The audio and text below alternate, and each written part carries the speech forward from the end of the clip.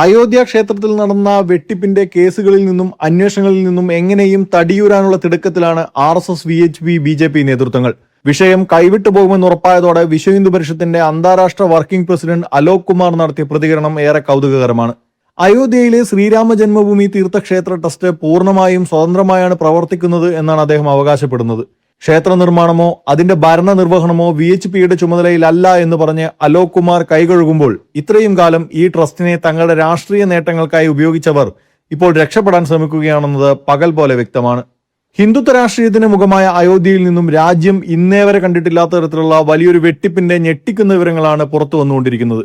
വിശ്വാസികളിൽ നിന്നും ലഭിച്ച അളവറ്റ സംഭാവനകളിൽ നിന്നും കോടികളുടെ തട്ടിപ്പ് നടന്നു എന്ന് സംബന്ധിച്ച വ്യക്തമായ തെളിവുകൾ പുറത്തു വന്നതോടെ സംഘപരിവാർ സംഘടനകൾ ഇപ്പോൾ പ്രതിരോധത്തിലായിരിക്കുകയാണ്. ജൂൺ മാസത്തിന്റെ തുടക്കത്തിൽ ഉയർന്ന ഈ വിവാദത്തെ നിസ്സാരമാക്കി കാണുകയും തള്ളിക്കളയുകയുമാണ് സംഘപരിവാർ നേതാക്കളും അനുയായികളും ചെയ്തത്. എന്നാൽ ഇപ്പോൾ ജൂൺ മാസം അവസാനിക്കുമ്പോഴേക്കും വിഷയം കോടതികളിലേക്കും അറസ്റ്റുകളിലേക്കും റെയ്ഡുകളിലേക്കും ഒക്കെ നീങ്ങിയിരിക്കുകയാണ്. അതായത് അന്വേഷണം കൃത്യമായും ക്ഷേത്ര ട്രസ്റ്റിലേക്ക് തന്നെ നീങ്ങുകയാണ്. RSS, VHP, BJP നേതൃനിരയിലെ ഏറ്റവും ഉന്നത സ്ഥാനത്തിരിക്കുന്നവരും പ്രധാനമന്ത്രി നരേന്ദ്രമോദിയുടെയും ആഭ്യന്തരമന്ത്രി അമിത്ഷായുടെയും നേരിട്ടുള്ള നിരീക്ഷണത്തിലും നിയന്ത്രണത്തിലും പ്രവർത്തിക്കുന്നവരുമാണ് ഈ ട്രസ്റ്റിലെ അംഗങ്ങൾ. ഇന്ത്യ ടുഡേ ടിവിയുടെ മുതിർന്ന മാധ്യമ പ്രവർത്തകൻ രാജ്ദീപ് സർദേശായിക്ക് നൽകിയ പ്രത്യേക അഭിമുഖത്തിൽ അലോക് കുമാർ ഈ ആരോപണങ്ങളെല്ലാം ട്രസ്റ്റിന്റെ മാത്രം തലയിലിട്ട് രക്ഷപ്പെടാൻ ശ്രമിക്കുകയായിരുന്നു. ക്ഷേത്ര നിർമ്മാണമോ അതിന്റെ ഭരണ നിർവഹണമോ VHPയുടെ ഉത്തരവാദിത്തമല്ല.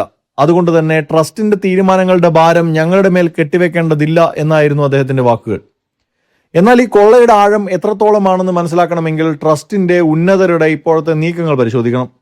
ഈ വൻ അഴിമതിയുടെ ധാർമ്മിക ഉത്തരവാദിത്തം ഏറ്റെടുത്തുകൊണ്ട് ട്രസ്റ്റ് ജനറൽ സെക്രട്ടറി ചമ്പത് റായിയും ട്രസ്റ്റി അനിൽ മിശ്രയും തങ്ങളുടെ സ്ഥാനങ്ങൾ രാജിവെച്ചിരിക്കുകയാണ്. സംഘപരിവാർ പ്രസ്ഥാനങ്ങളിൽ പതിറ്റാണ്ടുകളായി നേതൃനിരയിലുള്ള ഇരുവരും ഈ ക്ഷേത്ര കൊള്ളയെക്കുറിച്ച് വളരെ നേരത്തെ തന്നെ അറിഞ്ഞിരുന്നു എന്ന നിലയ്ക്കാണ് വിവരങ്ങൾ പുറത്തു വരുന്നത്. അതായത് ഔദ്യോഗികമായി അന്വേഷണവും കേസും ആരംഭിക്കുന്നതിന് മുൻപ് തന്നെ ഇവർക്ക് ഈ കാര്യങ്ങളിൽ കൃത്യമായ ധാരണയുണ്ടായിരുന്നു. ജൂൺ 13 ഉത്തർപ്രദേശ് മുഖ്യമന്ത്രി യോഗി ആദിത്യനാഥ് ലക്നൌ ഡിവിഷണൽ കമ്മീഷണറുടെ നേതൃത്വത്തിൽ 3 പ്രത്യേക അന്വേഷണ സംഘത്തെ അതായത് SITയെ പ്രഖ്യാപിക്കുന്നത്. എന്നാൽ ഇതിനു മുൻപ് തന്നെ പ്രതികളിൽ ഒരാളുടെ വീട്ടിൽ നിന്നും ഈ ഉന്നതരുടെ നിർദ്ദേശപ്രകാരം പണം മാറ്റിയതായാണ് ഇപ്പോൾ ഉയരുന്ന ആരോപണം.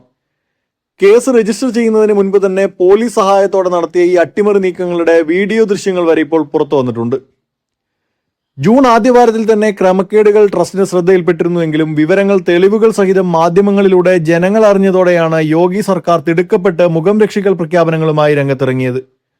എന്നാൽ SIT അന്വേഷണം ആരംഭിച്ച് CCTV ദൃശ്യങ്ങൾ പരിശോധിച്ചതോടെ കാര്യങ്ങൾ പൂർണ്ണമായും ഭരണകൂടത്തിന്റെ കൈവിട്ടുപോയി. 180 ദിവസത്തെ CCTV ദൃശ്യങ്ങൾ സൂക്ഷിക്കണം എന്ന കർശനമായ ചട്ടങ്ങൾ നിലനിൽക്കെ വെറും 45 ദിവസത്തെ ദൃശ്യങ്ങൾ മാത്രമാണ് ബാക്കി വെച്ചിട്ടുള്ളത് എന്നാണ് SIT കണ്ടെത്തിയിരിക്കുന്നത്. ബാക്കി ദൃശ്യങ്ങളെല്ലാം തെളിവ് നശിപ്പിക്കലിന്റെ ഭാഗമായി മായ്ക്കപ്പെടുകയായിരുന്നു. ഇതിനു പുറമെ ഭക്തർ സമർപ്പിച്ച സ്വർണം, വെള്ളി കട്ടികളും ആഭരണങ്ങളും കൃത്യമായ രസീതുകളില്ലാതെ ട്രസ്റ്റ് കൈപ്പറ്റിയതായും ഭക്തർ ചോദിക്കുമ്പോൾ ഇവ എവിടെയെന്ന് വ്യക്തമാക്കാൻ ട്രസ്റ്റിന് സാധിക്കുന്നില്ലെന്നുമുള്ള കടുത്ത ആരോപണങ്ങൾ ഉത്തർപ്രദേശിൽ വലിയ രാഷ്ട്രീയ വിഷയമായി വളരുകയാണ്.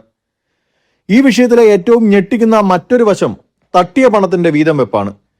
അയോധ്യ ക്ഷേത്രക്കൊള്ളയിലെ പ്രധാന പ്രതികളിൽ ഒരാളായ രാംശങ്കർ യാദവ് എന്ന ടിന്നു യാദവിന് 50 കോടി രൂപയുടെ ആസ്തി ഉണ്ടെന്നാണ് കണ്ടെത്തൽ. ട്രസ്റ്റിലെ ഉന്നതരുമായി അടുത്ത ബന്ധമുള്ള ഇയാൾ മുൻപ് വെറും ഒരു ഓട്ടോ ഡ്രൈവറായിരുന്നു എന്നതാണ് വസ്തുത. ഓട്ടോ ഓടിച്ചുണ്ടാക്കിയ പണമാണിതെന്ന വിചിത്രമായ വിശദീകരണമാണ് ഇയാൾ നൽകുന്നത്. പ്രതിപക്ഷ നേതാക്കളായ അഖിലേഷ് യാദവും അജയ് റായും ചൂണ്ടിക്കാണിക്കുന്നത് പോലെ വമ്പൻ സ്രാവുകളെ രക്ഷിക്കാൻ ചെറുമീനുകളെ മാത്രം പ്രതിപ്പട്ടികയിൽ ഉൾപ്പെടുത്തി കേസ് ഒതുക്കി തീർക്കാനാണ് ഇപ്പോൾ ശ്രമം നടക്കുന്നത്. നിലവിൽ അവിനാഷ് ശുക്ല, അനുകൽപ് മിശ്ര, ലവ്കുഷ് മിശ്ര, മനീഷ് കുമാർ യാദവ്, കരുണേഷ് പാണ്ഡെ, രമാശങ്കർ മിശ്ര, സുഭാഷ് ശ്രീവാസ്തവ, രാംശങ്കർ യാദവ് എന്ന ടിന്നു യാദവ് എന്നിവരുൾപ്പെടെ 8 പേരാണ് പോലീസിന്റെ പിടിയിലായിട്ടുള്ളത്. ഇതിൽ ടിന്നു യാദവിന്റെ പക്കൽ നിന്നാണ് സംഭാവന പെട്ടികളുടെ അതായത് ഭണ്ഡാരത്തിന്റെ താക്കോലുകൾ SIT കണ്ടെടുത്തത്.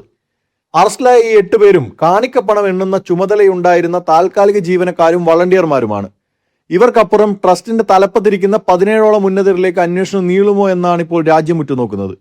2024 ജനുവരിയിലെ പ്രതിഷ്ഠാ ചടങ്ങിന് ശേഷം ഈ ജീവനക്കാരുടെ എല്ലാം സാമ്പത്തിക നില പല മടങ്ങ് വർദ്ധിച്ച് എല്ലാവരും പെട്ടെന്ന് കോടീശ്വരന്മാരായി മാറിയത് സംസ്ഥാന രഹസ്യാന്വേഷണ വിഭാഗം പോലും അറിഞ്ഞില്ല എന്നത് മറ്റൊരു വസ്തുത. ഭരണകൂടത്തിന്റെ നേരിട്ടുള്ള നിയന്ത്രണത്തിലുള്ള ഒരു ട്രസ്റ്റിൽ, അതായത് ഹിന്ദുത്വ രാഷ്ട്രീയത്തിന്റെ അടയാളമായ ഒരു ക്ഷേത്രത്തിൽ ഇത്രയും വലിയ കൊള്ള നടന്നിട്ടും പ്രധാനമന്ത്രിയോ ആഭ്യന്തരമന്ത്രിയോ ഈ വിഷയത്തിൽ ഇതുവരെ ഒരക്ഷരം മിണ്ടിയിട്ടില്ല. ഡൽഹിയിലും ലക്നൌവിലും തിരക്കിട്ട രാഷ്ട്രീയ ചർച്ചകളാണ് ഇപ്പോൾ നടക്കുന്നത്. വരാനിരിക്കുന്ന നിയമസഭാ തെരഞ്ഞെടുപ്പുകളിൽ BJPയുടെ ഏറ്റവും വലിയ രാഷ്ട്രീയ ആയുധമാകേണ്ടിയിരുന്ന അയോധ്യ ക്ഷേത്രം ഇപ്പോൾ അവർക്ക് തന്നെ തിരിച്ചടിയായി മാറുന്ന കാഴ്ചയാണ് നമ്മൾ കാണുന്നത്. അയോധ്യ രാഷ്ട്രീയത്തിലൂടെ വളർന്ന BJPയുടെ തകർച്ചയും അയോധ്യ വഴി തന്നെ ആയിരിക്കുമോ എന്നത് കാത്തിരുന്ന് തന്നെ കാണാം.